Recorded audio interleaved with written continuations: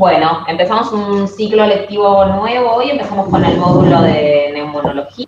Está la doctora Ana Lanzat, que bueno, supongo que todos la conocen, es una neumonóloga infantil muy conocida, del Hospital de Clínicas, así que nos va a dar la clase de actualización en asma. Muchas gracias, Doc.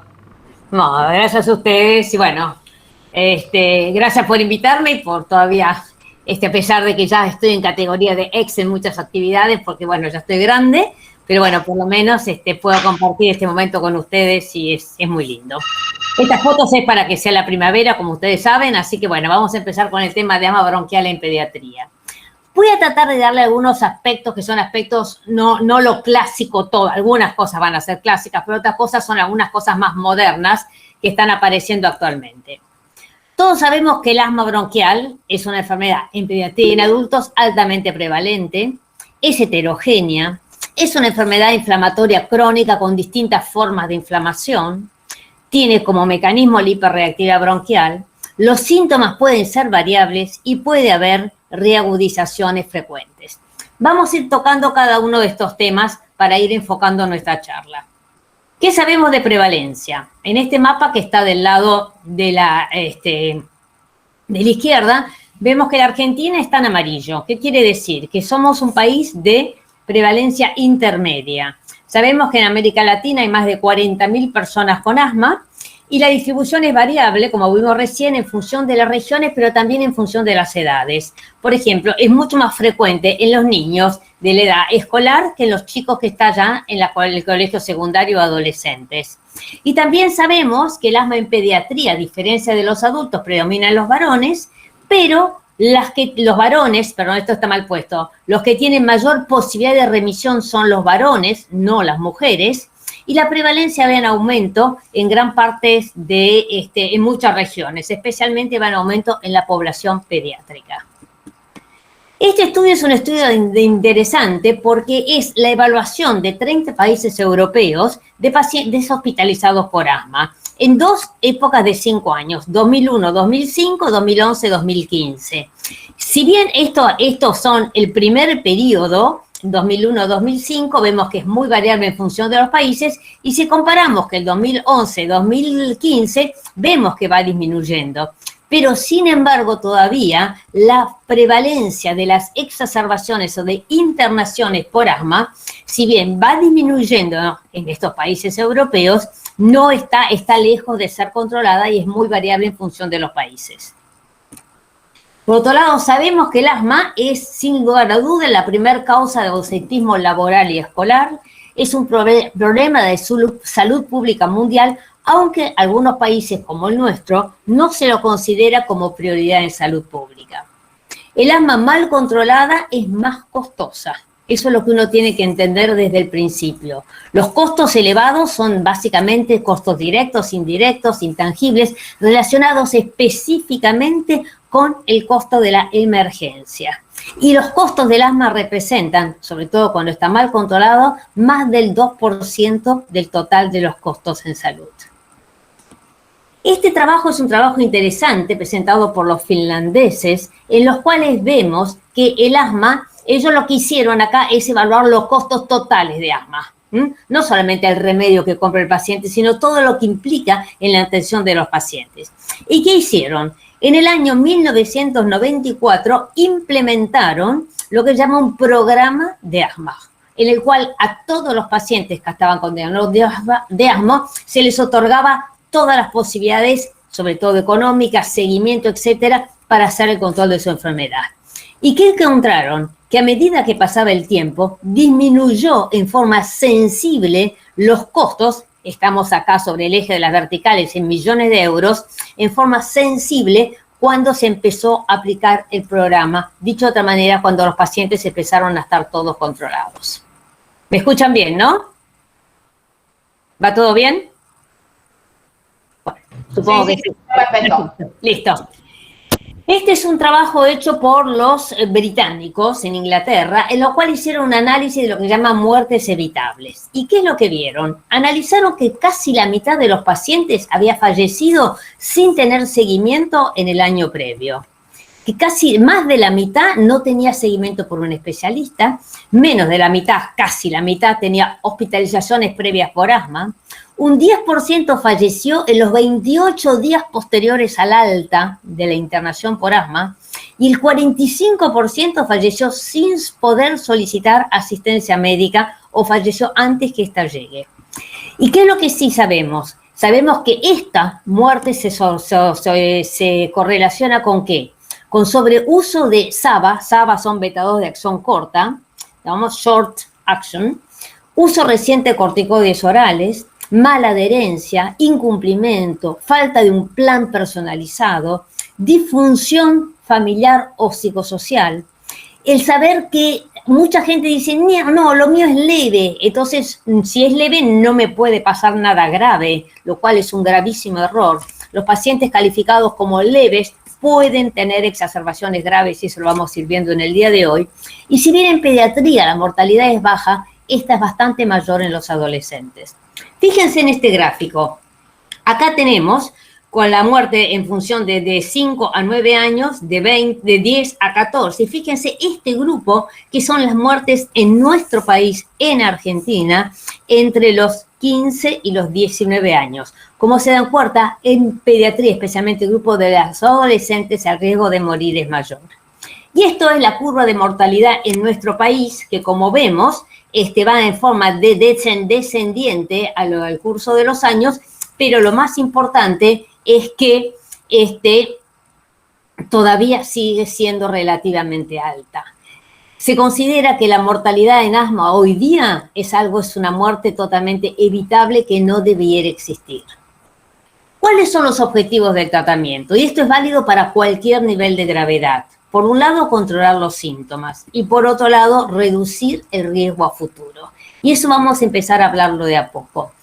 Y nosotros pusimos en nuestro consenso de asma que la falta de control en la actualidad es una situación inaceptable en casi todos los pacientes, en la gran mayoría de los pacientes, de los casos de asma. ¿Cuáles son los...? Bueno, básicamente vamos a hablar de lo que sería el consenso nuestro publicado en el año 21 y después también del GINA, que es uno de los tantos consensos, pero probablemente el más conocido, que tiene una actualización año a año. ¿Y qué dicen? Todos sabemos que el asma es una enfermedad que no se puede curar, pero sin embargo sabemos que es posible controlarla, reducir y prevenir las exacerbaciones, minimizar el sufrimiento prevenible y disminuir los costos, como dijimos antes, del asma no controlada. ¿Qué es lo que sabemos? Sabemos que tenemos tratamientos controladores eficaces. No ya hablamos de tratamiento preventivo, porque yo no puedo prevenir lo que ya está. Hablamos de tratamientos controladores. Pero, sin embargo, ¿el asma realmente en nuestro medio está controlada? Y desgraciadamente sabemos que no. Esto es un estudio ya publicado en el año 2000, ya hace 22 años, pero no hay mucha diferencia en la actualidad. Este es en Europa, en lo cual se dieron cuenta en el año 2000 que solamente el 5.1 de los pacientes que tenían asma reunían los criterios de control del GINA. Y en América Latina esto fue menor todavía, el 2.4. O sea, todavía falta mucho para que los pacientes, para que ustedes en una guardia nunca más vuelvan a ver una exacerbación de asma. ¿Y cómo se va haciendo el control? El control lo vamos a calcular en base a estas preguntas. En las últimas 4 semanas, ¿el paciente ha tenido, la respuesta es sí o no? Hablamos de síntomas diurnos, más de 2 veces por semana, síntomas nocturnos por asma, necesidad de usar SABA o beta-2 de acción corta y alguna limitación en la actividad por asma. El paciente contesta sí o no. ¿Qué pasó los 15 días para atrás? Y tenemos 3 opciones que nos van a permitir medir el grado de control. En el caso que todas las preguntas sean negativas, ningún síntoma, todo es no, quiere decir que el paciente está bien controlado. Ahora, cuando el paciente contesta 1 o 2 sí, el paciente está parcialmente controlado. Y cuando el paciente contesta que ha tenido 3 o 4 de las 4 preguntas que hemos hecho recién positivas, el paciente está mal controlado. Un paciente mal controlado, vuelvo a repetir, en la actualidad es algo inadmisible y es iatrogenia médica. Ahora, tenemos que entender que la gravedad de la enfermedad es distinto del control. Cuando nosotros hablamos de gravedad y hablamos de los famosos steps del GINA, hablamos del step 1, 2, 3, 4, 4, 5, quiere decir que hablamos de leve, moderado, severa, y eso tiene que ver con la cantidad de remedio de fármacos que yo le tengo que dar a este paciente para que esté controlado. Entonces, obviamente, el paciente que está en la categoría más alta va a necesitar más remedios. El paciente que está en la categoría más baja, probablemente con un solo fármaco va a estar bien controlado. Y por otro lado, el grado de control es lo que hablamos recién, en la cual tenemos el asma controlada, quiere decir que el paciente está bien y no tiene ningún sí, parcialmente controlado 1 o 2 sí, y no controlada 3 o 4 sí al esquema anterior. ¿Y qué es lo que podemos ver? Podemos poner pacientes que son muy severos, que necesitan muchos fármacos y están perfectamente controlados. Pero también podemos tener pacientes que son severos y que están no controlados. Estos son potencialmente muy graves. Y podemos tener también pacientes severos parcialmente controlados. Y obviamente podemos tener pacientes leves que estén perfectamente controlados. Pero ojo, podemos tener pacientes leves que quizás con 1 o 2 fármacos podrían andar perfectamente bien y que no están controlados. Entonces, y que pueden tener una exacerbación severa que los puede llevar a la muerte. ¿Y por qué quiero yo mejorar el control? ¿Solamente para que el paciente me diga, ay, qué buena doctora que es usted, ya no tengo más asma? No, yo necesito mejorar el control, por supuesto, para que el paciente tenga buena calidad de vida, pero también el concepto de reducir riesgos a futuro. Nuestros niños, cuando tienen exacerbaciones frecuentes, tienen riesgo de mortalidad. Obviamente yo lo que busco es que no tengan exacerbaciones, que no tengan consultas no programadas ni de emergencia y, por supuesto, minimizar los efectos secundarios del tratamiento, especialmente de los corticoides orales. Y, por otro lado, también se sabe que un paciente controlado va a tener mejor función pulmonar en la edad adulta. Entonces, estos son puntos muy importantes porque yo le estoy preparando, en cierta manera, su funcionalidad respiratoria al futuro. Y obviamente, ¿cómo se puede reducir los riesgos a futuro? Con un buen diagnóstico, una buena clasificación según severidad, aplicando los esquemas terapéuticos adecuados, buena adherencia, técnica inhalatoria, control ambiental y relación médico-paciente, que es lo que vamos a ir analizando un poco ahora en el curso de la charla. Bien. ¿Cómo vamos entonces a lograr el asma? Como dijimos recién, confirmando el diagnóstico, clasificando, educando, iniciando el tratamiento controlador y lo más importante de todo es haciendo un seguimiento recurrente y con este famoso relojito que plantea el GINA, que cada vez yo lo evalúo inicialmente, hago un tratamiento, vuelvo a revisar la respuesta, lo vuelvo a evaluar, ajusto el tratamiento y así voy haciendo este círculo confirmado. Y para esto, lo más importante es tener seguimiento y evaluaciones periódicas de este paciente. Nosotros sabemos que el asma es una enfermedad, como dijimos antes, enfermedad compleja, heterogénea y multifactorial. No hay una sola causa de asma, hay muchas causas, muchos desencadenantes y también, por otro lado, tenemos muchas manifestaciones clínicas, mecanismos fisiopatológicos distintos y también la asociación con otras enfermedades alérgicas, como puede ser la rinitis alérgica y el eczema. Dijimos que hay aspectos medibles de los cuales vamos a hablar algo en el día de hoy para determinar estas distintas formas clínicas de asma.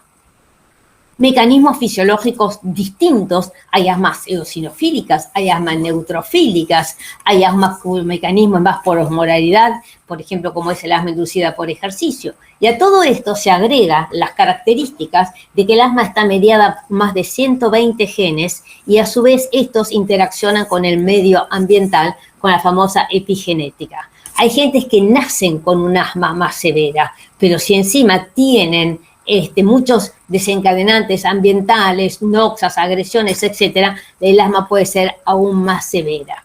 Y esto hace que dentro de este esquema, con una gran evolución, tanto desde el momento del inicio, desde el punto de vista evolutivo, no podamos hablar de una sola asma, sino probablemente de distintas asmas o formas de asma, o también llamados fenotipos. Bien. Entonces, esto hizo que el la definición clásica de asma cambió. Antes decíamos, el asma es una enfermedad inflamatoria crónica. Es cierto, pero es una enfermedad heterogénea, generalmente caracterizada por la inflamación crónica de las vías aéreas. Entonces, sepamos que hay muchos mecanismos fisiopatogénicos que la están dando vuelta. Y lo que sí no ha cambiado nada son las características clínicas, que son las mismas desde hace años y años. Los antecedentes de síntomas respiratorios. Y lo importante es que estos síntomas varían en el tiempo. Hay épocas, momentos que estoy mejor, momentos que estoy peor, y también la intensidad. Hay momentos que estoy más grave o más, y momentos que tengo menos requerimiento de tratamiento, pero siempre asociado con la obstrucción al flujo expiratorio. Perdón, chicos. Bien. Desde el punto de vista diagnóstico, yo no voy a empezar el diagnóstico, todos ustedes lo conocen, el patrón de los síntomas respiratorios que están en la definición, el empeoramiento durante la noche o al despertar, y los famosos desencadenantes virales, que no son la enfermedad, sino son aquellos que desencadenan la crisis, conocidos por todos ustedes. Siempre, en la medida de lo posible, confirmar el diagnóstico antes de iniciar el tratamiento. Y después, por otro lado, sepamos que los síntomas son variables, pueden ser muy bien tolerados, a veces el paciente los considera normales, a veces son ignorados. Muchas veces hay pocas consultas realmente de tratamiento controlador a nivel de primer nivel de atención, poca derivación hacia especialistas,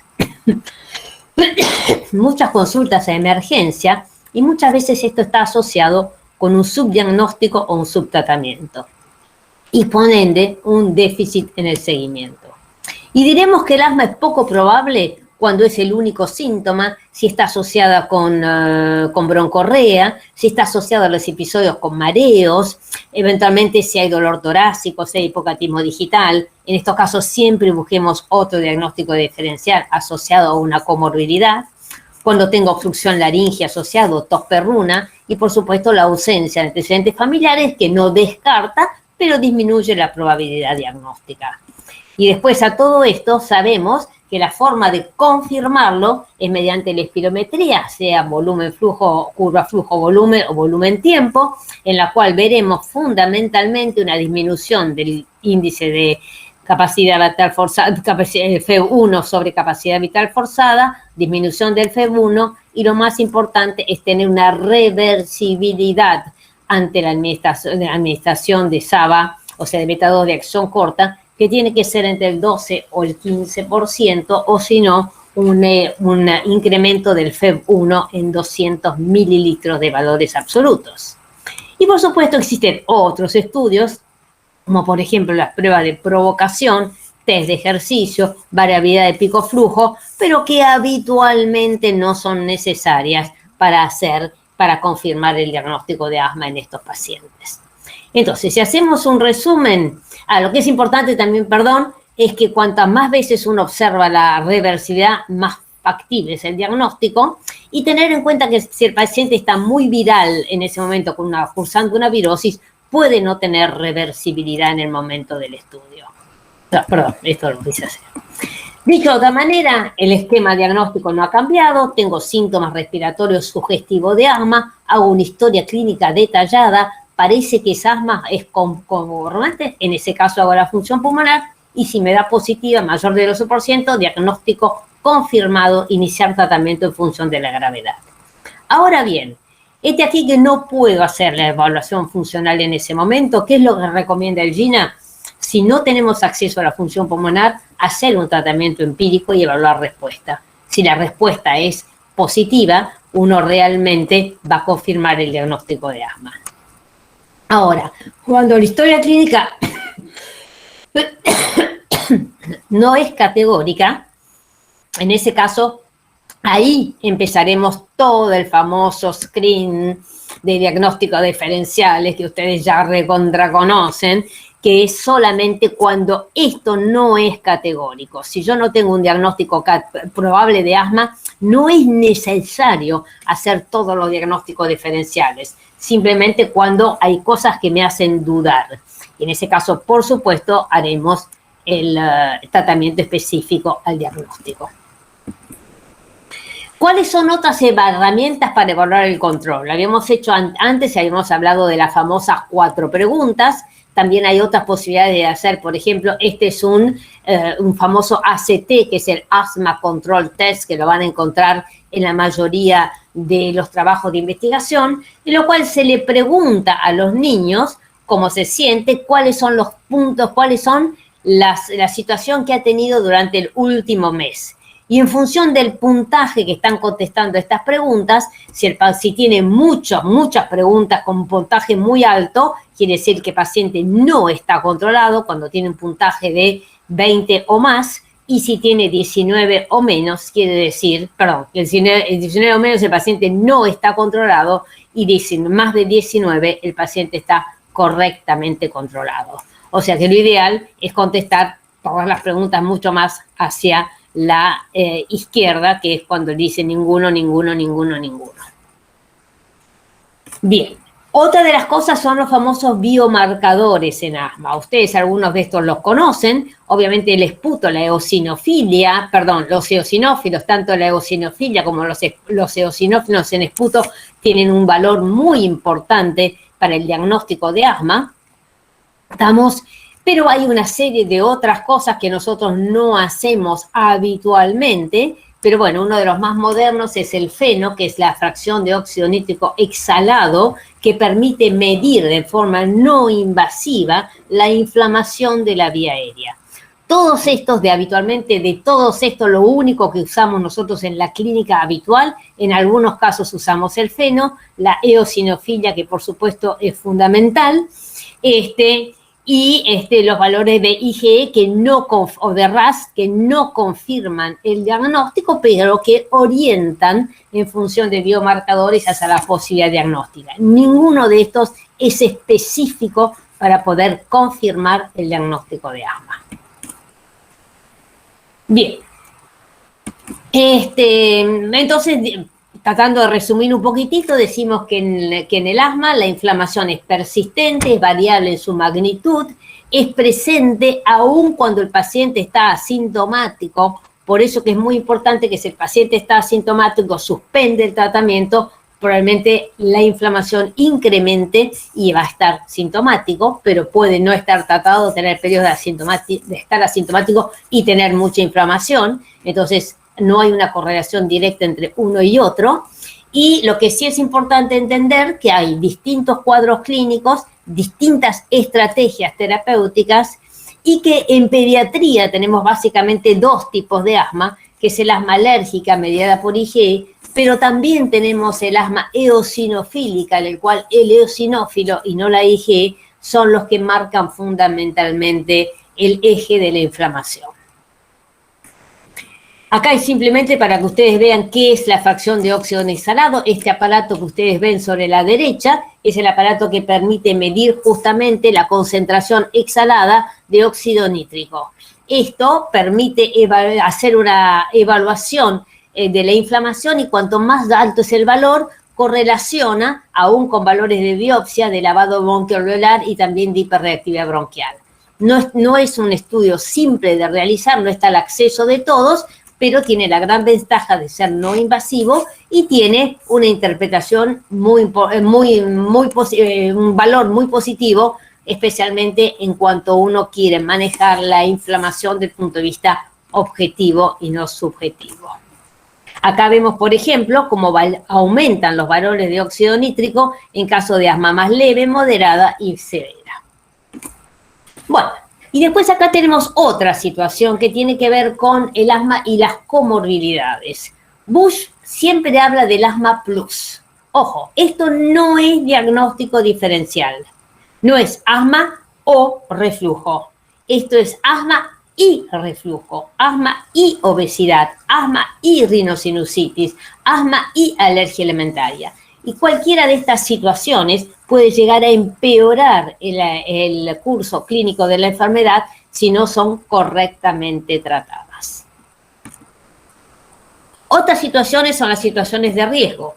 Una de ellas es el otoño-invierno, en la cual tenemos gran cantidad de virus, especialmente rinovirus, picornavirus, coronavirus, bocavirus, también sincicial respiratorio e influenza, que hacen que, por ejemplo, Johnston habla que el otoño, acá se refiere el otoño, es una época, es septiembre, que viene a ser el marzo nuestro, es un mes epidémico para las exacerbaciones de asma. Por supuesto, el asma no es enfermedad epidémica, pero sí tiene exacerbaciones en forma muy marcada con los picos de virus en el otoño. Por otro lado, en el verano también podemos tener, por ejemplo, cuando aumenta muchísima la polinización, que esto es en azul, cómo se incrementa el feno y también cómo se incrementan los valores de score de asma y las exacerbaciones. Y el otro tema fundamental es el tabaquismo, especialmente el tabaquismo activo. Recordemos que en nuestro medio los chicos empiezan a fumar a partir de los 8 o 10 años de edad, y el pasivo, o sea, famoso humo de tercera mano, al cual están expuestos los niños en sus hogares. Este estudio simplemente se los traigo para ver, es un estudio muy interesante hecho en Escocia, en el cual vamos a ver cómo ellos lo que hicieron en el año 2006, hicieron lo que se llama una implementación de una ley que era ambientes libres de humo. No se podía fumar en ningún lugar público, pero la asociaron como una campaña también muy fuerte para no fumar en los hogares. ¿Y qué es lo que vieron? Que entre el 2006 y el 2009 bajaron en forma drástica las internaciones por asma en pediatría. Simplemente como única variable nueva, la aparición de esta ley y una campaña de educación muy importante 3 años atrás. Y por supuesto, como toda enfermedad crónica, el asma tampoco se escapa de esto, necesitamos realmente hacer un verdadero pacto entre el asma bronquial, un pacto con la familia y con los pacientes. ¿Qué quiere decir un pacto? Nosotros tenemos que tratar en el concepto de educación y de la familia, realmente buscar metas. Por ejemplo, no internarse más, poder jugar un partido de fútbol completo sin tener que parar, no usar más corticoides, no ir a guardias, no faltar más al colegio, etcétera. O sea, cuestiones concretas que se pueda ver el éxito del tratamiento. Y eso, por supuesto, necesitamos educación. Pero nosotros tenemos que entender que hay pacientes que uno los educó muy bien y a veces no lograron entender la magnitud del problema. Uno cree que los educó, cree que entendió y no entendió. Y hay otros pacientes que sí entendieron, saben, pero no cumplen. ¿Estamos? Y eso tiene que ver con una cuestión de, ahora estoy bien, ¿para qué? No es necesario, etcétera. Entonces, son las cosas que tenemos que evaluar en cada situación, porque vamos a ver que los tratamientos fracasan. Y los tratamientos fracasan por 2 razones. A veces por errores nuestros, del equipo de salud, mal diagnóstico, mala clasificación, falta de seguimiento, etcétera. Pero por supuesto también hay causas que tienen que ver con la familia en sí, relacionados con el paciente y su medio biopsicosocial, en los cuales los pacientes o no entendieron o no lo pueden hacer o tienen miedos o tienen dificultades para poder cumplir el tratamiento correctamente. Y no siempre son dificultades económicas, porque la falta de cumplimiento se da en cualquier nivel de punto de vista socioeconómico. Acá vemos un cuadro que es interesante, es un trabajo, en el cual era un grupo de pacientes con asma y se les dio unos aerosoles y ellos tenían que ir después a la farmacia a buscar más en la medida que los iban gastando. Y tenían que llevar un diario en el cual iban anotando todo. Lo que ellos no sabían es que los aerosoles, cuando los devolvían, después se pesaban y tenía adentro un chip que decía la cantidad de horas, a qué momento se habían hecho los tratamientos. En el diario paciente, casi el 100% dice que había cumplido bien. Ahora, cuando van a ver si habían retirado los aerosoles de la farmacia para poder hacer el tratamiento, no los podían comprar en otro lugar, solamente el 70% había retirado los aerosoles. Y cuando después controlan la cantidad de dosis usadas realmente en los aerosoles, solamente el 50% había cumplido con las pautas establecidas. Y cuando pesaron el aerosol, solamente el 43% cumplía con estas pautas. Entonces está claro que los pacientes muchas veces dicen, sí, lo hicimos, pero en la realidad esto no ha sido reportado de esta manera. Y lo que se estima es que para un paciente puede evitar exacerbaciones, no que esté totalmente controlado, tiene que tener por lo menos 75% de adherencias. O sea, cuando yo estoy cumpliendo menos de la mitad, prácticamente la posibilidad de éxito de tratamiento controlador es muy baja. Bien, y por supuesto la adherencia es menor para los corticoides sin adherentes y esto implica siempre un sobreuso de pétados de acción corta. Y por supuesto tenemos errores de todo tipo con la técnica inhalatoria, no hacerlo correctamente, confundirse en los aerosoles, no hacer la apnea, inspirar violentamente, soplar en vez de inhalar.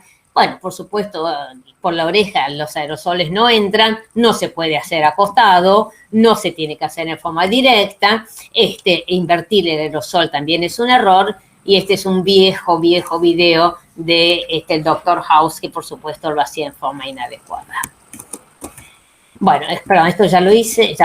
Bueno, vamos a ver un poquitito en cuestiones de severidad. Es importante saber que la mayoría de los pacientes son leves y que probablemente se van a poder controlar con 1 o 2 fármacos a lo máximo. Algunos requieren un tratamiento de mayor combinación y un grupo muy pequeño son los que son muy severos y pueden permanecer sintomáticos a pesar de un tratamiento adecuado. Ese grupo es muy pequeño y no vamos a entrar en la discusión de hoy, en el día de hoy. ¿Cuáles son los fármacos que tenemos? Bueno, desde el año 1970 aparecieron los corticoides inhalados, que siguen siendo el más importante en la actualidad. Después, ya a partir del GINA, apareció todo el concepto de tratamiento controlador asociado entonces con broncodilatadores de acción corta, de acción larga, después por lo que son los LABA, después apareció el Montelukast, después apareció la asociación corticoide inhalado con LABA, después apareció la asociación mantenimiento y rescate que vamos a ver ahora, después apareció el primer anticuerpo monoclonal, después apareció el tiotropium para la pediatría en el 2015 y después otros anticuerpos monoclonales. Estos son un poco los tratamientos que tenemos para el control del asma. Ahora, ¿qué cambios hay con esto?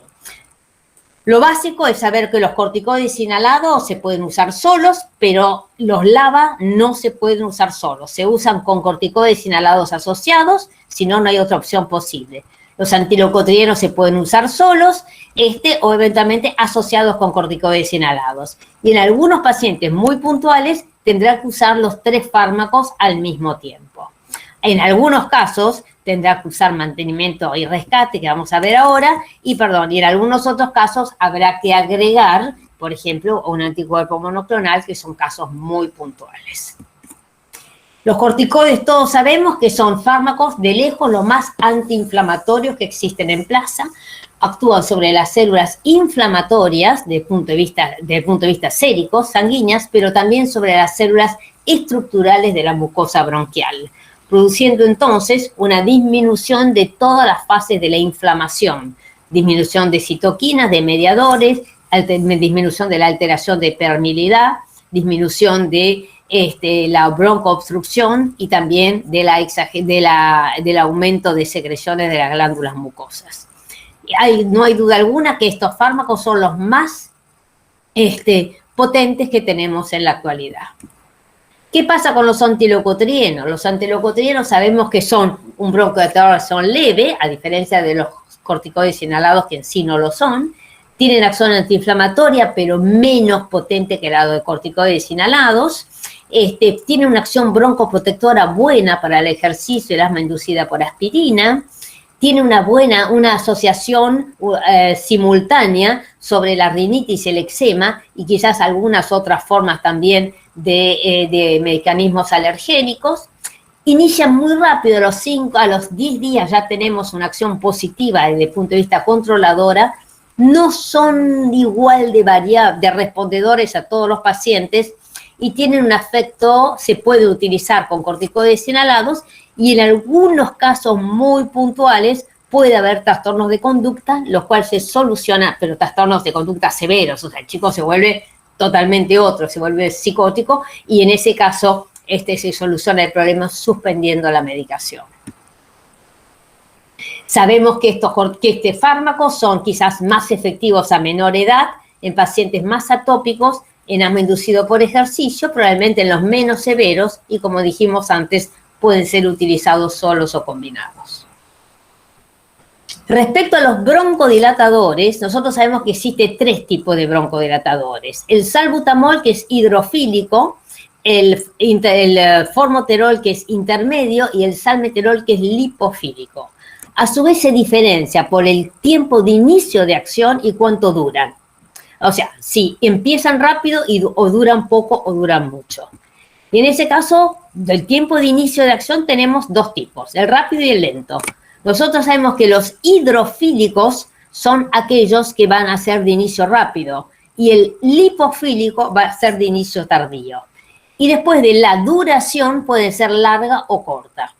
Entonces acá podemos jugar un poquitito. ¿Cuál será aquel que tiene un tiempo de inicio rápido pero duración corta? El salbutamol.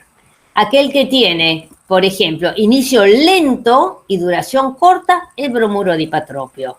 Después tenemos rápida y largo, el formoterol, y de inicio lento y larga duración, el salmeterol. Tanto el salmeterol como el bromuro de ipatropio empiezan a broncodilatar a partir de los 30 minutos. Bien. Ahora, ¿qué grandes cambios? ¿Vamos bien hasta ahora? ¿Me escuchan bien? Sí, perfecto. Bien. ¿Qué grandes cambios hay en el GINA desde el año 2019? Y esto es importante que lo charlemos. El GINA directamente a partir de 2019 dice que para los cuadros leves, considerados STEP 1, STEP 2, no va más usar solamente SABA a demanda. Esto es para adolescentes y adultos en estos momentos. Entonces, acá viene un problema. Si los SABAs, o sea, el salbutamol, utilizado como única medicación, es segura o no es segura para el tratamiento del asma. Y vamos a ver cuál es el problema que hay al respecto. Ustedes están acostumbrados, por supuesto, a decirle, no, dele salbutamol cada 6 horas, 7 días, o hasta que vea a su pediatra, o hasta que vea al neumonólogo. Eso lo hicimos toda la vida y no nos fue tan mal. Sin embargo, está absolutamente demostrado que esto es malo, no porque el salbutamol sea peligroso para el paciente, pero el salbutamol dado en forma regular durante varios días incrementa la hiperreactividad bronquial. Y esto de no pasa nada, lo hicimos toda la vida, hoy día ya no va más. Entonces, bueno, esto ya lo dijimos. ¿Por qué? Fíjense, los SABA a uso regular, primero, no tratan la inflamación. Y sabemos que produce una alteración de la regulación de los receptores beta 2. Con el lapso de usarlo por 7 días disminuyen la broncoprotección, aumentan la hiperreactividad bronquial, aumentan la inflamación, aumentan la respuesta alergénica y disminuyen la respuesta broncodilatadora. Fíjense en este cuadro. Acá tenemos un paciente que reciba placebo y acá tenemos pacientes que reciben salbutamol. Y fíjense qué es lo que pasa con los esputos, con los eosinófilos en el esputo al cabo de 7 horas de la aplicación del salbutamol. Fíjense cómo aumentan los eosinófilos a nivel del esputo en un paciente que recibe solo y únicamente salbutamol. Y por otro lado, sabemos que cuando se usa mucho el salbutamol, por ejemplo, 3 o más aerosoles de 12 medidas por año, incrementa el riesgo de tener una exacerbación severa. Y si un paciente usa un promedio de 1 por mes, incrementa el riesgo de muerte simplemente por estar mal controlado e incrementar la inflamación con el uso de los SABAs. Y de esto hay mucha bibliografía y que no es moderna. Entonces, ¿qué es lo que está pasando? Nosotros sabemos, por ejemplo, que un paciente que usa mucho SABA, fíjense qué pasa con la mortalidad. Acá abajo, en la línea horizontal, tenemos la cantidad de aerosol dosis medida utilizado por mes. Y en la vertical tenemos las muertes. Cuanto más beta 2 de acción corta uso, más riesgo de muerte tengo. Y cuanto más corticoides inhalado uso, menor riesgo de muerte tengo, reduciéndose este riesgo hasta el 50% y 31% el de hospitalización. Entonces, acá es lo que tenemos que entender, hay que usar uno y no tener que usar el otro. Estos estudios se llaman Sabina. Sabina es un estudio internacional que es el SABA, o sea, beta-2 de acción corta, uso en asma. ¿Qué es lo que pasa? Entonces, trataron de evaluar, primero en Inglaterra, después en el hemisferio norte y después al mundo entero, qué pasaba con las prescripciones, las exacerbaciones, el uso de servicios de salud. Y el N del estudio es de 1.6 millones de casos de asma. Y entonces, ¿qué encontraron? Fíjense, por ejemplo, acá tenemos en el color más oscuro aquellos que usan poco SABA. Y estos son los que usan más SABA. Y fíjense el riesgo de exacerbaciones que pueden tener estos pacientes. Independientemente del grado de severidad, cuanto más SABA usan, por lo menos más de 3 aerosol de dosis medida por año, incrementa enormemente el riesgo de tener una exacerbación severa.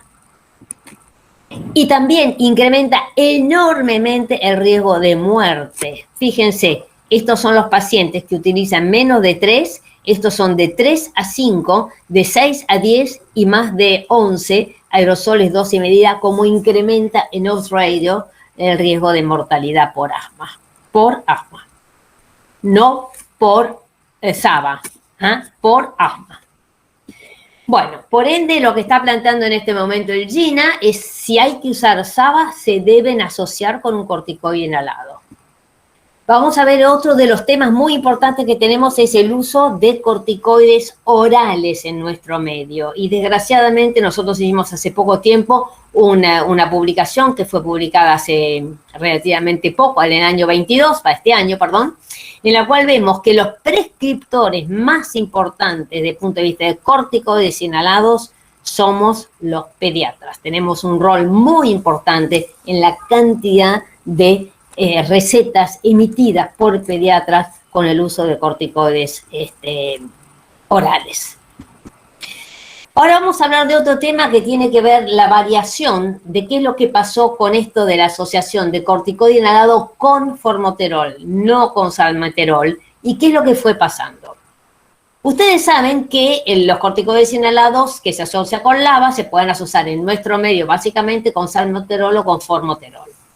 Vamos a hablar exclusivamente del formoterol, que es el que tiene mayor cambio. En el año 1997 se asoció la asociación de un corticoide inhalado con un LABA como tratamiento controlador. Y esto es válido para corticoide inhalado y formoterol o salmeterol. Pero a partir del 2006 al 2017 se empezó a ver otra estrategia, que es que con el corticoide inhalado asociado con formoterol, yo podía hacer tratamiento de mantenimiento, pero también puedo hacer tratamiento de rescate. Vamos a hablar de qué se trata de esto. Y esto se hicieron estudios muy importantes, muchos estudios, que vamos a ver ahora un pequeño resumen. Y a partir del 2018-2019 viene otro concepto, que es utilizar esta asociación para asma leve con el concepto de rescate antiinflamatorio. Todos estos son 3, todos con el mismo fármaco, la misma asociación, pero con indicaciones clínicas distintas. Ahora, cuando hablamos de rescate en la jerga pediátrica especialmente, hablamos siempre del PAF cada 20 minutos que le estamos haciendo en la guardia, bla, bla, bla, bla, o que la madre le hace con salbutamol. Lo que nosotros vamos a hablar de rescate es básicamente como el paciente en su casa tiene que empezar a utilizar un fármaco lo más precozmente posible en cuanto se da cuenta que existe el deterioro de la enfermedad. Entonces, esto en realidad, más que rescate, la palabra correcta sería intervención precoz en el hogar. Pero bueno, la palabra internacional es rescate y seguimos utilizando este término. Entonces, vamos a volver un poco con el concepto. Asociado un corticoide inhalado con formoterol en un solo dispositivo, permite, por un lado, una broncodilatación de acción rápida y sostenida, asociado con una medicación antiinflamatoria. Entonces, de esta manera se contrarresta la acción inflamatoria del broncodilatador solamente y asociado, se potencian ambos dos acciones del formoterol y budesonide u otro corticoide inhalado, produciendo entonces una respuesta mucho más eficaz, como lo vamos a ver ahora. Fíjense, acá tenemos, en esta primera curva, esto es placebo. Esto es broncodilatación medido con FEV1. Y esto es la respuesta a los 3 segundos. Y acá tenemos 3 grupos. 2 concentraciones distintas de salbutamol y 2 concentraciones distintas de formoterol. Vemos que a los 3 minutos, perdón, yo dije segundo no, a los 3 minutos la respuesta broncodilatadora con el formoterol y el salmeterol es prácticamente similar. ¿Cuál es el concepto de mantenimiento? Esto es usándolo todos los días. ¿De dónde surge? Surge de estos trabajos, que son los trabajos realizados en el año 97 por Powers, en el cual comparó la respuesta con pacientes que recibían budesonide 200, budesonide 800, 200 más formoterol y 800 más formoterol. ¿Y qué se encontró? Que era mucho mejor utilizar budesonide 200 más formoterol que budesonide 800. Con lo cual, la respuesta es que de esta manera se puede tener mejor respuesta terapéutica disminuyendo la dosis de corticoides inhalados. Esto es válido para cualquier LABA con cualquier corticoide inhalado. Esto ha sido demostrado para todos. Ahora, esto es otro concepto. Fíjense lo que estamos evaluando ahora. Estos son, por un grupo, pacientes que utilizan budesonide diariamente, 2 a la mañana y 2 a la noche, más SABA de rescate. Y acá lo que estamos viendo es el uso de medicación de rescate, especialmente corticoides orales. Y entonces acá, ¿qué vamos a ver? Estos son los que más usan. Ahora, el que usaba budesonide formoterol más SABA de rescate, tiene menos exacerbaciones. Y el que utiliza budesonide formoterol más budesonide formoterol como también rescate usó menor dosis. Vamos a verlo en otro esquema que se los voy a mostrar ahora. Acá estamos viendo corticoides orales en 3 grupos de pacientes. Un grupo de pacientes que utilizaba diariamente fluticasona, salmeterol a dosis altas más beta-2 de acción corta de demanda. En el grupo de al lado tenemos budesonide formoterol a dosis altas más SABA a demanda. Y en el otro tenemos budesonide formoterol a la mitad de la dosis más budesonide a formoterol en caso de que tenga síntomas de exacerbaciones. Y fíjense cómo esta última estrategia redujo enormemente las exacerbaciones y el uso de corticoides orales. Entonces, acá lo que tenemos es, con esta estrategia tenemos menor cantidad de corticoides orales, menores exacerbaciones, mejor control de la enfermedad y a su vez menor cantidad de corticoides inhalados diarios utilizados. Entonces, esto creo que es un poco el concepto de este tipo de estrategia. ¿Por qué? ¿De dónde viene esto? Nosotros sabemos que cuando la exacerbación empieza, automáticamente van a incrementar los síntomas, va a incrementar la inflamación y va a disminuir la función pulmonar. Si yo a un paciente empiezo rápidamente con el tratamiento, lo que voy a hacer es que la inflamación va a disminuir, los síntomas van a disminuir y la función pulmonar va a mejorar. Entonces, acá vamos a ver. ¿Y por qué? ¿Cuándo lo tengo que hacer? Lo importante es que esto no lo haga cuando estoy en la cima, sino lo tengo que hacer lo más precozmente posible. Cuando el paciente ya empieza a sentir una tosecita, algún silbidito, alguna dificultad para toser, perdón, para correr, empieza ya con el tratamiento inhalatorio. Entonces, esto es lo que se llama la ventana de oportunidad. Yo tengo que intervenir precozmente. Ese es el concepto de rescate en el hogar. No cuando ya estoy mal y me tengo que hacer los puffs cada 20 minutos. Y sabemos que mejora los síntomas, disminuye la inflamación y, por supuesto, el paciente tiene que estar capacitado para eso. Dicho de otra manera, el paciente está poco controlado, usa dosis más altas. Está mejor controlado, disminuye la dosis. Tiene una exacerbación, aumenta de vuelta la dosis. Está mejor controlado, vuelve a bajar. Eventualmente puede bajar una dosis mínima de una dosis, por ejemplo, diaria de budesonide formoterol. Y cuando está totalmente controlado, vamos a ver ahora que lo puede usar simplemente a demanda con el concepto de rescate antiinflamatorio. Entonces acá ya estamos viendo lo que es mantenimiento y lo que es mantenimiento y rescate. Y ahora vamos a empezar a hablar de esto nuevo que se llama rescate antiinflamatorio. Y esto tiene que ver con el asma leve. Siempre dijimos, lava leve, no pasa nada, yo tengo poquita asma, nunca pasó nada. También es normal tener un poco de sibilancias. Y esto es un error. Primero definamos qué es asma leve. El que usa poca medicación, el que no tiene exacerbaciones, que tiene pocos síntomas, expiro normal, bien controlado, sin limitaciones. En realidad, la correcta es aquel que con poca medicación está totalmente controlado. Eso sería un asma leve. Un paciente que tiene exacerbaciones o que tiene tos o que tiene dificultad con respirar no está controlado, por ende, en este caso ya tiene riesgos. Y vamos a ver el concepto del tratamiento del asma leve que ha cambiado enormemente en estos últimos años.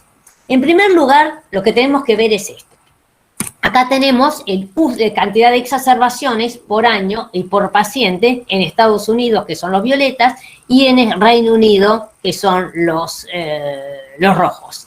Y nos damos cuenta que independientemente de la severidad, la cantidad de exacerbaciones para el STEP 1, 2, 3 y 4 fue casi la misma, si dejamos de lado los mucho más severos, que son muchísimos menos. Entonces, es independientemente del grado de gravedad de la enfermedad, puede tener exacerbaciones severas. Ahora, ¿qué es lo que hicieron? Estos son un esquema de trabajos nuevos que se fueron publicados en el 2018-2019, en el cual acá tenemos pacientes leves medicados de la manera siguiente. Este azul es un SABA, terbutalina, que es otro SABA que nosotros habitualmente no usamos acá, pero que es un símil salbutamol. Entonces, pacientes con asma leve, a unos le daban solamente salbutamol, a otros le daban solamente budesonide formoterol para que lo usen cuando estaban mal, y otros le daban budesonide todos los días y SABA a demanda. Y del otro lado es lo mismo, pero sin tener un grupo que tenga SABA a demanda, solamente budesonide diario comparado con budesonide formoterol a demanda. ¿Y qué es lo que comparamos? Comparamos las exacerbaciones. ¿Y qué nos encontramos? Que los pacientes que usaban solamente SABA tuvieron muchísimas más exacerbaciones que aquellos que usaban budesonide diario, lo cual es lógico, pero también que aquellos que usaban budesonide formoterol en el momento del inicio de los síntomas. Se disminuyó en un 64%. Y si estamos usando, y acá vemos lo mismo pasa con esto, con lo cual uno llega a la conclusión de que utilizar budesonide todos los días en estos pacientes leves es prácticamente lo mismo que utilizar budesonide budesonide formoterol cuando lo necesito, en la medida que lo necesito. Esto es válido para 12 años para arriba. Y acá fíjense qué es lo que pasa con los corticoides inhalados.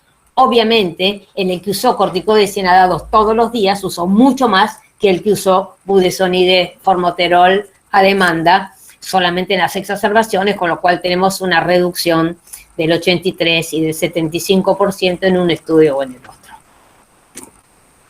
Entonces, nosotros sabemos que existen distintos niveles de severidad. En estos momentos, para los mayores de 12 años, nosotros sabemos que a medida que va aumentando la severidad, va aumentando el nivel de tratamiento. Y siempre subimos y bajando la medicación.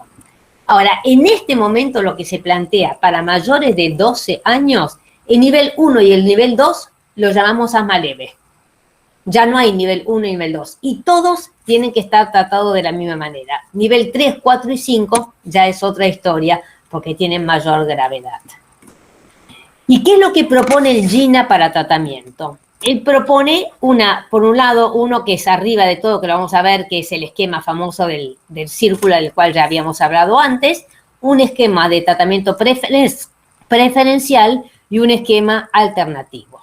Veamos un poquitito. Recordemos que siempre el paciente tiene que ser evaluado, ajustar tratamiento, reevaluar la respuesta, volver a evaluar, ajustar tratamiento, reevaluar la respuesta de forma sistemática, y esto es para todos los grupos de edades.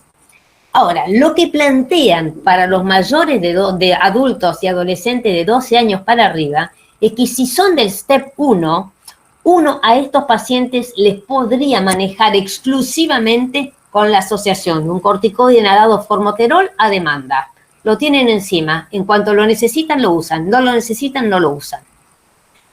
A los otros tres, los grupos que siguen para ahí, el 3, 4 y 5, no. Ahí tienen que usar la medicación en forma diaria, más, por supuesto, rescate con corticoide inhalado formoterol y en algunos casos asociarán otros fármacos, como podemos hablar de tiotropium o anticuerpos monoclonales. Esto es lo que se recomienda de 12 años para arriba para este grupo de pacientes. Ahora, como forma alternativa, si no quieren usar eso, bueno, al step 1, en ese caso se haría SABA más asociado a corticoides inhalados. En el step 2 le podemos dar dosis bajas de corticoide inhalado, que es lo que hicimos siempre hasta ahora, más SABA diario. Y si utilizamos algún otro broncodilatador que no sea formoterol, recordemos que tenemos que asociarlo siempre con beta-2 de acción corta como rescate. Yo no puedo incrementar la dosis, por ejemplo, con un salmeterol o con un bilanterol o con algún otro corticoide o algún otro broncodilatador de acción corta que no sea el formoterol. Bien, y entonces cuando uno va viendo, va a decir, bueno, pues esto es muchísimo más caro. Sin embargo, este estudio publicado el año pasado, en el cual también participó un médico nuestro argentino, que es el doctor Talamoni, hicieron un análisis de todos los costos y se dieron cuenta que el costo-beneficio en la vida real fue favorable porque hubo menos exacerbaciones a los pacientes que utilizaban budesonide formoterol a demanda respecto a los otros esquemas. Y entonces, si vamos resumiendo, para estos pacientes usan poco corticoides inhalados, menos corticoides orales, menos exacerbaciones comunes y graves, similar control de síntomas, mínimas diferencias en la función pulmonar y en la fracción de óxido nítrico exhalado y tienen buen perfil de seguridad. Este es el perfil de seguridad en el cual vemos si realmente los pacientes medicados con este tipo de tratamientos no tuvieron, absolutamente al contrario, tuvieron mucho menos exacerbaciones y menor mortalidad. Dos palabras respecto al asma inducida por ejercicio. En muchos países ya se introdujo este esquema de tratamiento para prevenir el asma inducida por ejercicio. O sea, si un paciente tiene, por ejemplo, que hacer ejercicio y sabe que puede tener síntomas, antes de hacer el ejercicio se puede hacer una dosis de budesonide formoterol y si tiene síntomas después de haber hecho el ejercicio, también lo puede usar como rescate. Acá vemos como la cantidad, como disminuyó el FEV1 en los pacientes que utilizan solamente beta-2 de acción corta, mucho mayor, budesonide formoterol o budesonide, siendo mejor la respuesta para el budesonide formoterol que para el grupo de pacientes. Entonces, es otra opción también indicada para este grupo de pacientes. Y también recordemos que dentro de la severidad, nosotros tenemos muy grandes pacientes que son severos y que pueden ser perfectamente respondedores y estar bien controlados. Hay asmas difíciles de tratar, de las cuales no he hablado en el día de hoy. Y asmas también insuficientemente tratadas, sabiendo que estas asmas insuficientemente tratadas, bien tratadas, podrán pasar para este lado. O sea que un asma insuficientemente tratada podrá ser un asma grave adecuadamente tratada y hay algunos pacientes muy poquititos que realmente son resistentes a todos los tratamientos en los cuales tendremos que utilizar otro tipo de fármacos, especialmente los anticuerpos monoclonales, el tiotropium, etc. Pero son muy pocos este grupo de pacientes. Entonces, recordemos que el asma no controlada incrementa las hospitalizaciones, exacerbaciones, la visita no programada, servicio de salud, los costos, utiliza mucho más fármacos de rescate, altera la calidad de vida, altera la vida de las actividades físicas, despertares nocturnos, pérdida de la función pulmonar y ausentismo tanto laboral como escolar. Entonces, el objetivo es que el asma esté controlada. Pero, ¿qué pasa con los menores de 12 años? En realidad, para hay una grieta muy importante todavía, porque hasta ahora estos tratamientos están aprobados oficialmente de 12 para arriba. Todavía no están los estudios para los menores de 12. Entonces, para los menores de 12, en realidad no hay grandes cambios. Solo y únicamente para el famoso Step 1, no dar SABA solo, sino dar SABA asociado con corticoides inhalados cada vez que él tiene una exacerbación. O eventualmente, asma diagnosticada, asma tratada con corticoides inhalados diarios. Para el Step 2, o le damos corticoides inhalados diarios o eventualmente una dosis de antileucotrieno en forma alternativa. Y para los step 3, 4 y 5, obviamente van a estar con el tratamiento de mantenimiento y control, y en estos casos podemos utilizar con corticoide inhalado con un LABA que no sea formoterol, o eventualmente asociado formoterol con la técnica de mantenimiento y rescate. Quedando bien en claro que todos estos pacientes van a estar con SABA a demanda. Y en los grupos alternativos, que es lo que dijimos antes, podemos eventualmente utilizar también corticoides inhalados en las primeras etapas, asociado no con antileucotrienos, asociado no con tiotropium en los casos más importantes, o corticoides orales diarios, pero esto es extremadamente poco frecuente. Entonces, terminando, ¿tenemos remedios eficaces? Sí.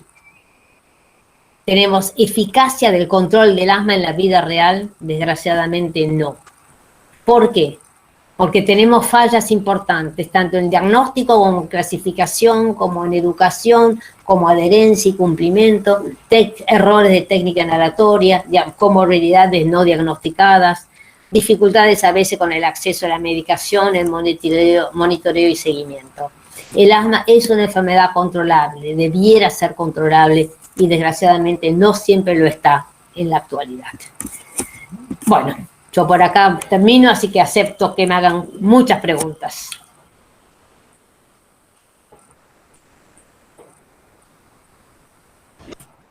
A ver dónde me voy ahora. Hola, yo tengo una pregunta. Acá estamos. Bien. Sí. ¿Se escucha? Bueno. Ahí yo los escucho. Y respecto a la crisis asmática, cuando llegan a la guardia en crisis, digamos, ¿también se aplica esto de no dar solo salbutamol? No, en primer lugar, yo en general trato de no hablar nunca de crisis asmática, porque para mí el planteo es que las crisis asmáticas no deberían existir nunca más. Vamos, yo sé que estamos lejos de eso, vamos, pero en principio, cuando el paciente ya viene con la crisis instalada, está con todos los scores altos, está desaturando, uno debe utilizar el tratamiento clásico de SABA con de salbutamol, el esquema clásico con corticoides inhalados, con corticoides orales. Sería ideal, si el chico es pequeño, agregarle los corticoides inhalados, y lo correcto es que el chico no se vaya de la guardia recibiendo solamente SABA beta 2 de acción corta durante 7, 8 o 10 días hasta que alguien lo vuelva a controlar. Digamos, el problema acá tiene que ver no tanto con el tratamiento de la crisis, sino cómo el paciente se va a su casa después de la crisis. Entonces, lo ideal es que ya se vaya con un antiinflamatorio asociado, pero obviamente es importante que haga el seguimiento. Ahora, si el paciente ya viene con corticoide inhalado y asociado, por ejemplo, con formoterol o con salmeterol, y a pesar de ese tratamiento bien hecho está haciendo una exacerbación, ahí obviamente tendremos que hacer el tratamiento de clásico de la guardia, digamos, de utilizar el salbutamol con las dosis adecuadas que se han incrementado en los últimos consensos, etcétera, más el corticoide oral. Ahora, ese paciente se tiene que ir de la guardia con la indicación de seguir con el tratamiento controlador de base y con la indicación de ser reevaluado rápidamente.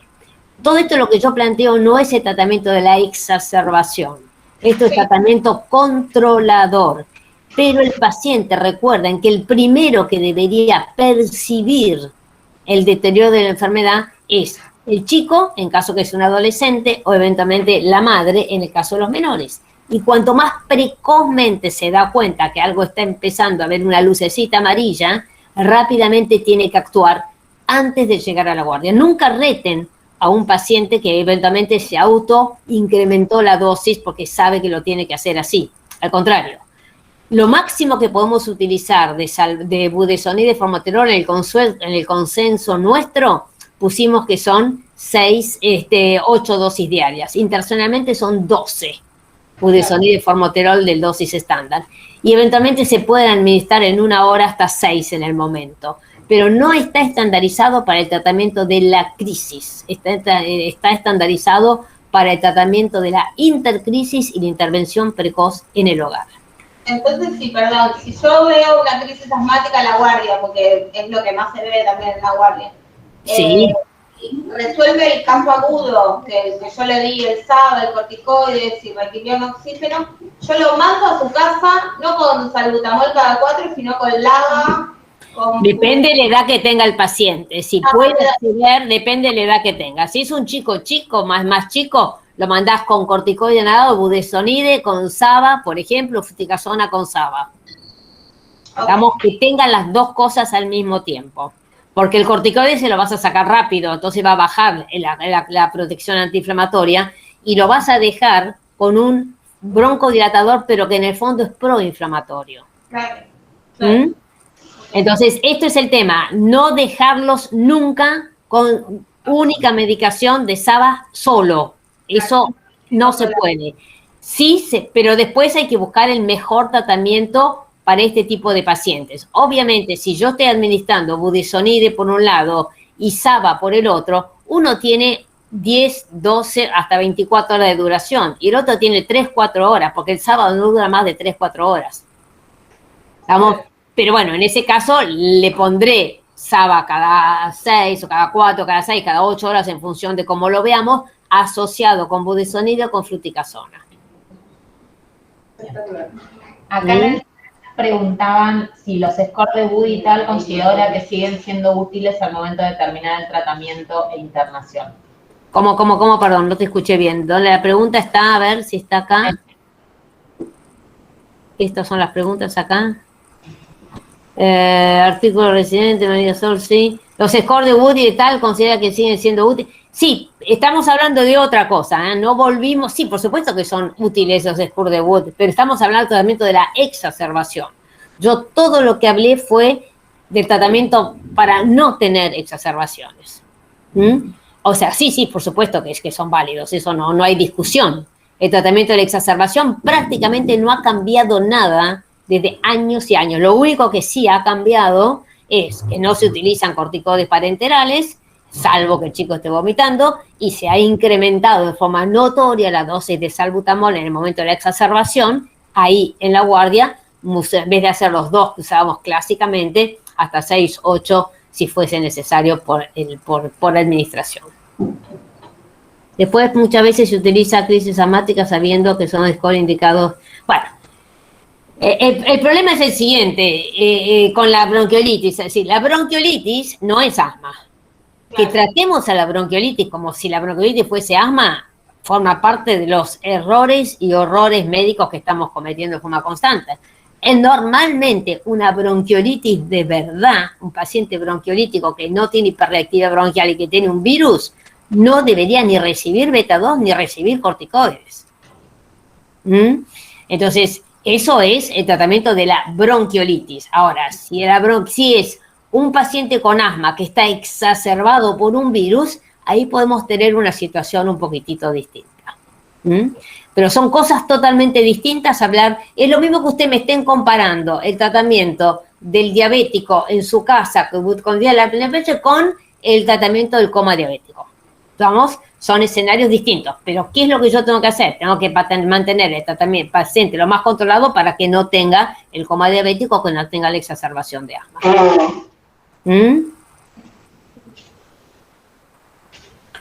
¿Alguna otra preguntita más? No. Entonces, perdón, yo solo para aclarar, Sí. porque un poco Ya sé que les puse cosas mucho, pero por eso les di la bibliografía. Lean bien el consenso, busquen las cosas del GINA, porque ni siquiera el consenso de asma está un poquitito desactualizado, porque ya se publicó en el 21, pero se escribió en el 20, por ende, vayan leyendo un poco todo esto y lo que es este concepto de rescate antiinflamatorio. Cuando un paciente empieza a tener síntomas de asma, el tratamiento es asociarle un corticoide inhalado al salbutamol. Si el paciente tiene más de 12 años, o eventualmente 10 años, podemos hacerlo con formoterol budesonide. Si me preguntan cuántos de mis pacientes han utilizado más de 6 u 8 dosis de budesonide formoterol en 24 horas, los cuento con los dedos de la mano. Cuanto más precoz es el tratamiento en la casa, lo más probable es que ustedes en la guardia no lo vean. No es que me pongo contenta que no vean ese paciente. Sí, me pongo contenta que no lo vean, porque quiere decir que no llegó a la guardia. Claro. ¿Mm? Gracias. Entonces, estas son dos cosas distintas. Pero bueno, siempre, siempre revisen con qué tratamiento está el paciente. Y siempre que un paciente viene con una crisis a la guardia, digan, wow, esto no debiera de ocurrir. Hay algo que está haciendo mal para tener una exacerbación de asma. Normalmente el paciente debiera no tener una sola exacerbación del asma de asma en el año si está bien controlado. Sé que no es la verdad, sé que es un mundo utópico, pero bueno, algún día lo vamos a lograr. Sí, a nosotros nos pasa en el sector público, además, que muchas veces necesitamos darle la medicación porque el paciente no lo puede comprar y los combinados casi no tenemos. No, ya lo sé. Conozco el tema. Lo conozco, pero bueno, siempre el objetivo es que, bueno, que en conjunto vayamos. Estos son cosas muy nuevas, estamos relativamente nuevas. Pero bueno, poco a poco se irán obteniendo y se irán peleando y se van demostrando que son útiles y bueno, poco a poco espero que se vaya logrando. Pero, digamos, siempre insistir y plantearle al paciente que bien controlado tiene que evitar por lo menos las exacerbaciones seguro. Perfecto.